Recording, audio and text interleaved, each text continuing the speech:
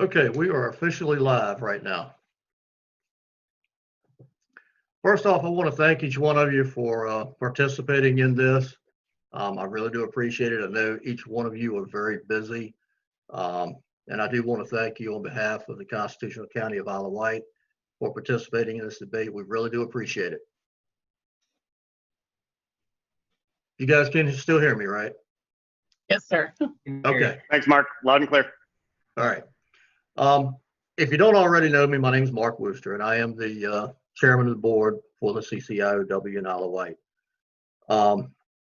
Couple of things we need to go over real quick. We've got a few questions here. What we're going to do is we're going to have 2 minutes for each person to respond to the question. I had no specific order. It was just whoever was on my left was going to get the first question.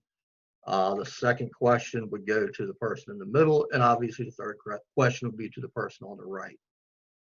Each person is going to have an opportunity, the same 2 minutes, to answer each question. And if any candidate is, criticized or called out during the process, then you will get 1 minute for a rebuttal. Is everybody okay with that? All right. What we're going to try to do is, while we're going live, is possibly take questions from the audience if we have time. Does anybody have any questions before we begin? None here. Okay. Our view might look a little different than yours. Who is on your left, middle, and right? Okay, I have got Tom on my left. I have you on the middle, and I've got Daniel on the right. Okay. That way we know how to respond in that order. Thank you. So that makes me first, Mark? It does. Okay. All right, good. Okay. Just want to make sure.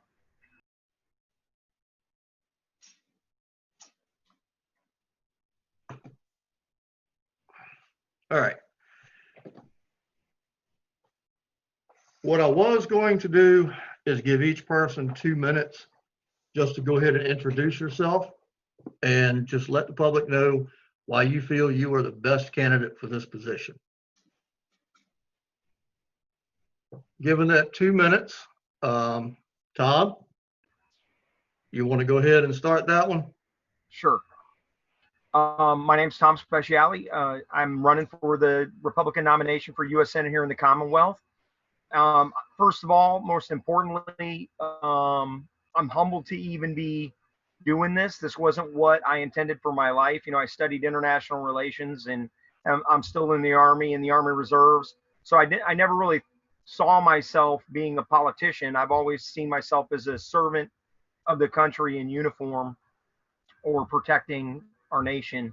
But the threats arrayed against us now are domestic as well as foreign. So for 28 years, I've served in the Army and the Army Reserves. 10 years I've worked in the intelligence community.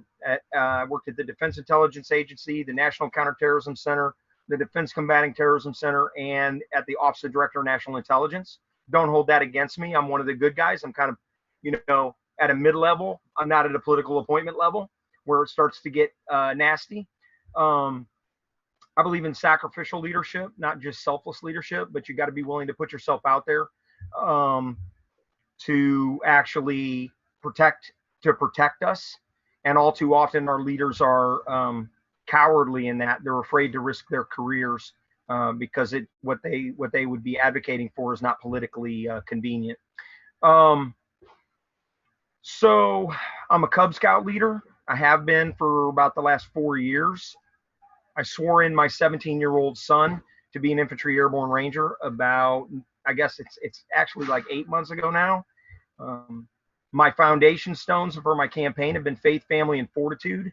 I'm a devout Christian. I'm pro-life, pro-Trump, pro-gun, pro-God, pro-Second Amendment. I'm the staunchest Second Amendment candidate here. I've been defending the Second Amendment for long before there was a Second Amendment movement.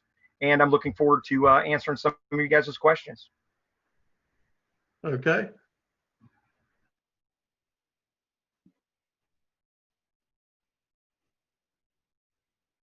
Alyssa, you want to go next? Gladly. All right. All right. My name is Elisa Baldwin, and I'd like to thank the Constitutional County of Isle of Wight for hosting this event. It's a great opportunity for more voters to connect with us, hear our platforms, and understand what separates us before you cast your ballot in the June 23rd primary. I am not a politician. I am, however, a very strong champion of our Constitution. In fact, that's my day job. I'm a civics and economics teacher, passing on the constitutional principles to the next generation of servant leaders. And that's how I describe myself, is someone who believes in service above self. And that's how I was raised. That's how I lead. That's how I plan to legislate as well, if elected as the next U.S. Senator from Virginia. I'm a native Virginian. This has been my home for 42 years. I am from the rural part of the state, which is often forgotten and underrepresented by public officials, particularly in DC. And I am strongly pro-life, pro-Second Amendment, pro-God and country, and I fully support the president and his America First agenda. I think we need to focus on matters that bring us together. We have real people with real problems, and we need to have those tough conversations and make sure that we're not compromising our conservative values or our constitutional principles, but to work together to find those solutions with healthcare reform, immigration reform, education reform, and certainly those are things that I'm passionate about just as much as all of our other rights that are protected under the Constitution.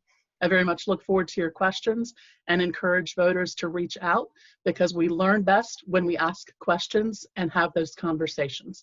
Thank you again for having me this evening, and I'm looking forward to the questions. Okay, thank you.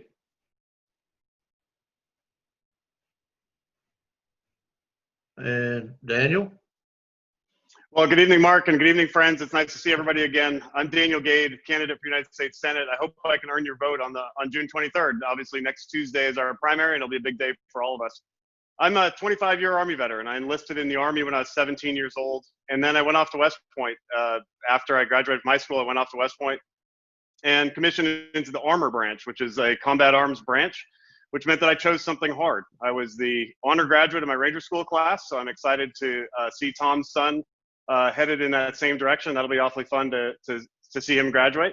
And I'm excited about service. I always have been. So when I served in combat, I was only served in combat for 5.5 months because I was wounded there twice and ended up losing a leg. And then I had to recreate myself, as so many people have had to do in their lives. And so I recreated myself as an advocate for veterans, as a policy expert. I went off and got a master's and a PhD in public policy, and was invited to work in the George W. Bush administration well, I was on active duty, so I was not a political appointee there, but I was on the White House Domestic Policy Council, helping veterans find jobs, helping veterans thrive, and really getting after the underlying issues that affect veterans in such a negative way in our country.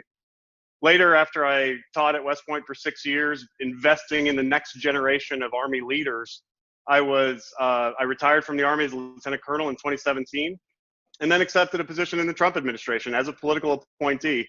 So I like to joke that not only do I support the president, he supports me. Obviously, nobody here is endorsed by the president, but I was a political appointee in President Trump's administration, and now I'm a college professor. And I view my role in this race primarily as uniting all the different parts of the Republican Party. Going forward in our general election, we're going to need to not have fractured little segments of a Republican Party, but instead be all together. And if you look at my donations and endorsements and the things I'm doing, all of it is focused on uniting against Mark Warner in the fall. So look forward to answering your questions, Mark. Okay, thank you, Daniel.